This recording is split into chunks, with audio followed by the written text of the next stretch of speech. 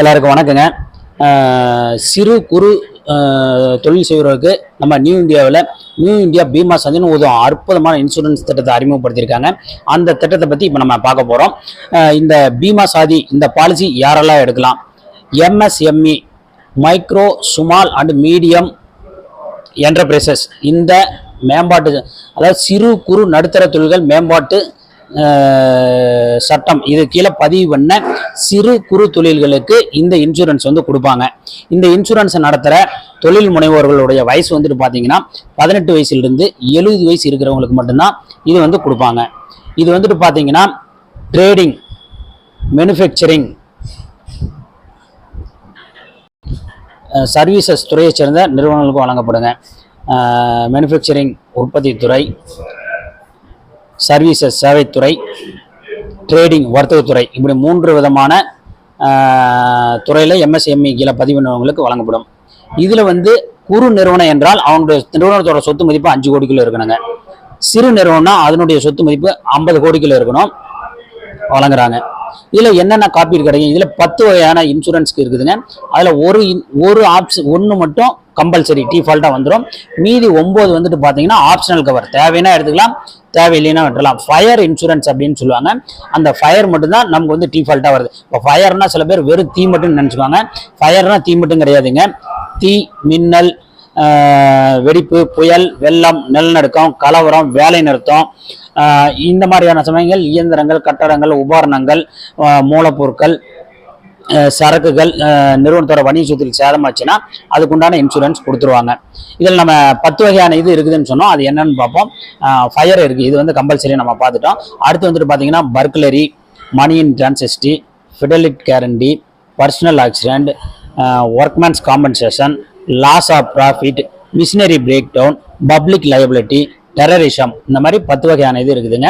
Fire நான் உங்களுக்கு ஏற்கனவே சொல்லிட்டேன். லாஸ் ஆஃப் ப்ராஃபிட் நம்மளுடைய லாபத்தில், இப்போ மிஷின் ஏதோ ஒரு ப்ராப்ளத்தினால கம்பெனி ஒரு தீ விபத்தோ அல்லது வேறு ஏதாவது கலவரத்தினாலையோ ஒரு 20 நாள் கம்பெனி ஓடல, ஸோ கம்பெனியோட லாபங்கள் பாதிக்கப்படுது. ஸோ அந்த எத்தனை நாள் கம்பெனி ஓடாமல் இருக்கோ அதுக்கு உண்டான லாபம் ஒரு 12%. இப்போ ஒரு உதாரணத்துக்கு நம்ம ஒரு 10 லட்ச ரூபாய் எடுத்துருக்காங்கன்னா அந்த 10 லட்ச ரூபாயில் ஒரு வருஷத்துக்கு போட்டோம்னா 12%, அதை பிரித்து ஒரு 20 நாளைக்கு கொடுப்பாங்க. எத்தனை நாள் கம்பெனி உள்ள அத்தனை நாளுக்கு அந்த லாபத்தை கொடுப்பாங்க. பர்க்லரி, திருட்டு, நம்ம எடுக்கிற சம்மன் சொல்லிருந்து 10% கொடுப்பாங்க. திருட்டு ஏதாவது நடந்துச்சுன்னா. பர்சனல் ஆக்சிடென்ட் 20 பேர் வரைக்கும் கொடுப்பாங்க. ஓனர் அல்லது தொழிலாளர்கள் இறந்துட்டாங்க அப்படின்னா 5 லட்சம் கொடுப்பாங்க. கண்ணு, கை, கால் ஊனம் அப்படின்னா 1.5 லட்சம் வரைக்கும் கொடுப்பாங்க. அடுத்து எம்ப்ளாயிஸ் காம்பன்சேஷன் 20 தொழிலாளர் வரை கொடுப்பாங்க. ஒரு தொழிலாளர் ஊதியம் மினிமம் 15,000, மேக்சிமம் அவர் எவ்வளோ சம்பளம் வாங்குறாரோ அதுக்கு தகுந்த மாதிரி அவருக்கு உண்டான கிளைம் கொடுப்பாங்க.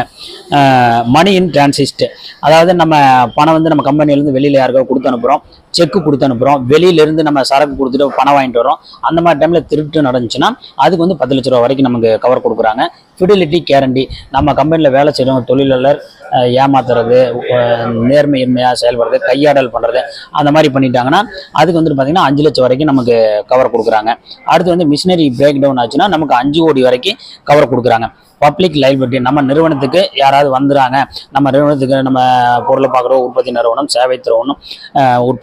சேவை நிறுவனம் வந்தாங்கன்னா அவங்களுக்கு ஏதாவது ஒரு அசம்பாவிதம் இருந்துச்சுன்னா அவங்களுக்கு 50,000 வரைக்கும் நமக்கு இதுனா. டெரரிசம்னால பாதிக்கப்பட்டுனா சம்மன்ஷூட் எவ்வளோ அந்த மாதிரி அந்த சம்மன்ஷூட் ஃபுல்லாக கொடுத்துட்றாங்க. இது பார்த்தீங்கன்னா டிஸ்கவுண்ட் ஏதாவது இருக்கான்னு நிறைய பேர் கேட்குறாங்க. ஆமாங்க, இதுக்கு டிஸ்கவுண்ட் இருக்குதுங்க. ரூரலில் கம்பெனி நடத்தி இருந்தாங்கன்னா அதுக்கு டிஸ்கவுண்ட் 10% வரை இருக்குது.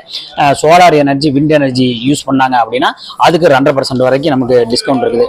எப்போங்க நம்ம கிளைம் நிராகரிக்கப்படும்? காப்பீடு செய்தவரால் மோசடி செஞ்சாங்க அல்லது வேண்டுமென்றே இழப்பு ஏற்படுத்தாங்க நமக்கு கிளைம் கிடைக்காதுங்க. தேய்மானம், மதிப்பிழப்பு, படிப்படியாக சிதைவு, அதாவது இப்போ நம்ம ஒரு கார் வாங்கி ஓட்டுறோம், ஒரு வருஷம் ஓட்டினோம்னா ஆட்டோமேட்டிக்காக டயர் தேய்மானம் ஆஞ்சிடும். அந்த மாதிரியான ஒரு உதாரணம் சொல்கிறேன். அந்த மாதிரி தேய்மானம் ஆச்சுன்னா அப்போ நம்ம கிளைம் கிடைக்காது. சட்டவிரோத செயல்னால ஈடுபட்டு கம்பெனிக்கு ஏதாவது நடந்துச்சு அப்படின்னா அந்த மாதிரி டைமில் நமக்கு கிளைம் கிடைக்காது. தொழில்நுட்ப கோளாறு, சாஃப்ட்வேர் பிரச்சனை, அந்த மாதிரி இதில் நிறுவனத்துக்கு ஏதாவது ப்ராப்ளம் இருந்துச்சுன்னா கிளைம் கிடைக்காதுங்க. இந்த MSME மிக குறைவான பிரீமியம் தான் வரும். உங்களுக்கு 5 கோடி வரைக்கும் கவரேஜ் கிடைக்குது குறு நிறுவனத்துக்கு. சிறு நிறுவனத்துக்கு 50 கோடி வரைக்கும் இதை நீங்கள் எடுத்துக்கலாம் சொத்து மதிப்பு. இது வந்து ஒரு அருமையான பிளானு. தொழில் முனைவர் இல்லாத உங்களுக்கு ஏதாவது சந்தேகம்னா கால் பண்ணுங்க அல்லது அப்பாயின்மெண்ட் கொடுங்க. நாங்களும் எங்கள் அலுவலகத்திலிருந்து உங்களுக்கு நேரில் வந்து உங்கள் கம்பெனிக்கு இந்த பாலிசியை பற்றி இன்னும் வந்து நாங்கள் விளக்குறோம். என்னோட நம்பர் 9087058588. நன்றி, வணக்கம்.